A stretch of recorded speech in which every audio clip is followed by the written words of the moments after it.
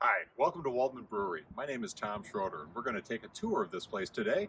It's April 6th, 2020, and normally I'd be doing this live, but we're going to do it by video because if you haven't noticed, things are a little weird out there these days. We're going to talk about where the beer you love is produced, where we make the great food that we serve at Waldmann, as well as taking a lot of history along the way. We'll start with the building itself. This solid limestone building was built in the fall of 1857 by Jacob Amos, a local stonemason who must have been a close friend of Anton Waldmann, the owner. Classic three-bay design. The Waldmanns lived upstairs behind those three windows you see at the top. All of this stone was quarried from the neighborhood, which used to be called the Quarry District in the mid to late 19th century. We restored it in 2013, reopening the original commercial facade that had been obliterated by 1890. Let's take a look inside. Welcome to the fireplace room. This is one of the two original saloon rooms in the building, and we call it the fireplace room because we've got a wood-burning stove here, just like it originally had. In fact, there are burn marks on the floor from where the stove originally sat, more central to the room. Outside, I mentioned our hero, Anton Waldmann, and actually I should call out our heroine as well, his wife Mina. Anton was born in a little village called Kleinostheim, Germany in 1823 and emigrated to the United States sometime around 1850. He was a member of that class of 1848ers who fled Central Europe during the constitutional rebellions of 1848. And he and his wife met somewhere in St. Louis in 1853, where they were married and came up to St. Paul by 1855. Right next to him is a portrait of Jacob Amos. I mentioned Jacob outside as well. Jacob has a little different story. He came from Darmstadt, Germany, and originally worked with the federal canal projects out in central Indiana in the early 1850s before coming to St. Paul in 1850. He was one of the earliest settlers here. We're now in the second story, and we're actually going into the Waldmann's original living quarters. We call this the Buffalo Room for, well, obvious reasons. We'll talk about him more in a second. But this is where the Waldmanns would have spent all of their private time when they weren't running the business downstairs. There's a staircase off to the side that allowed access to their living quarters without disturbing the business downstairs. And if you look at the colors in this room, you're looking at the original paint colors that Anton or perhaps Wilhelmina chose for this room. These were meticulously documented in the restoration process, and believe it or not, periwinkle blue, drab green, and mustard yellow were the colors of the era. I've had some German guests comment that these colors are common even today in rustic rural taverns in Germany.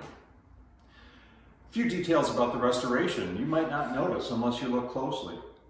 All of this woodwork is actually hand planed, and you can feel the plane marks of the woodworkers as they replicated the original chair rails and base moldings of the building.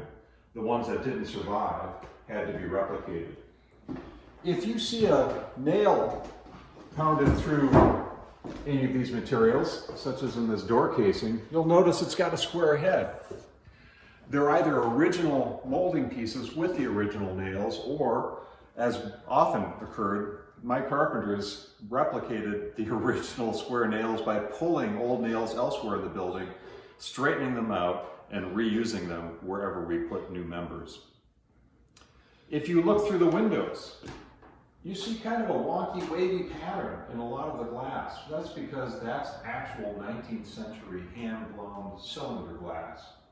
Most of it came from buildings near and far. I salvaged it from area salvage yards, but some of it is original to Waldmann. In those days, glass was produced by blowing it into round cylinders, and while still molten, it would be cut with a knife and lain to cool and harden over slabs of stone, which always left some distortion. And finally, I just want to point out the hero of this room. I've nicknamed him Bismarck. He looks kind of like Otto von Bismarck, the German chancellor. Actually, he's not an antique. Bismarck came from a bison farm in Foley, Minnesota, where he was harvested in 2009. But he is emblematic of the German hunting culture of the period, as well as the fact that by the time this building was built, the bison herds were already being decimated across North America. But the history of Waldmann wouldn't be complete if we didn't talk about the history of the beer. I mean, that's what makes this all happen. At the time we restored Waldmann, we knew we wanted to serve the beers that would have been drank by you and I had we lived in the 1850s and 60s, but that beer simply wasn't available. So instead, we built a brewery rather than just restoring a saloon. And today at Waldmann, we're brewing some of the finest German beers we possibly can using heritage ingredients, including floor malted wheats and barley, old world hops that are rarely used today in modern brewing, and systems that our brewer has already shown you, such as horizontal fermentation and decoction style mashing, to recreate the beers not just pre-prohibition, but pre-temperance in Minnesota. You see, this beer was revolutionary in the United States when it first came to our shores in the late 1840s. Up until that point in time, most Americans, if they drank beer at all, which they rarely did, it was the dark, heavy, sometimes cloyingly sweet English ales rather than German lagers, which were much more suited for the warm climates of North America. Anton got his beer originally from Stallman's Brewery, which today we know as Schmidt. But we're brewing the beers of the 1850s right here in our own brew house. Let's come have a taste. This is our Pilsner Bright Tank. We fill our growlers right from this tank. It's directly lined to our tap room where we're currently filling. And this is the beer that made lager famous in the United States, the Pilsner. Our Pilsner is brewed from a combination of 5 different German malts, some of which are actually floor malted the old-fashioned way, as well as 3 different German bittering hops and finished with the American cluster hop, just like this beer would have been finished in the 1850s and 60s. Let's have a taste.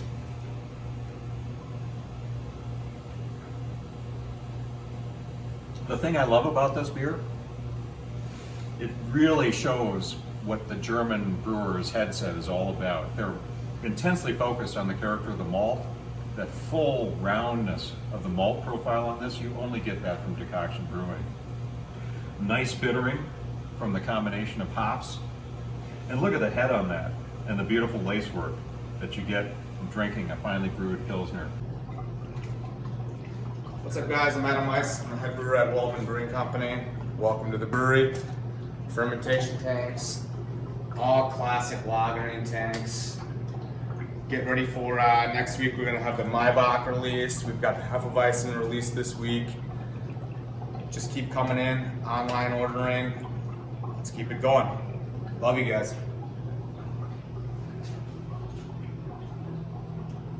Well, thanks for joining the tour today, guys. And remember, we're still open for business from noon to 8 p.m. Go to our website at waldmannbrewery.com to order online that same great German comfort food you've come to expect from us, as well as our beer crawlers. Or just call us at 651-222-1857. Well, it looks like my order's ready. Hey, thank you very much. Really appreciate it. Bye-bye.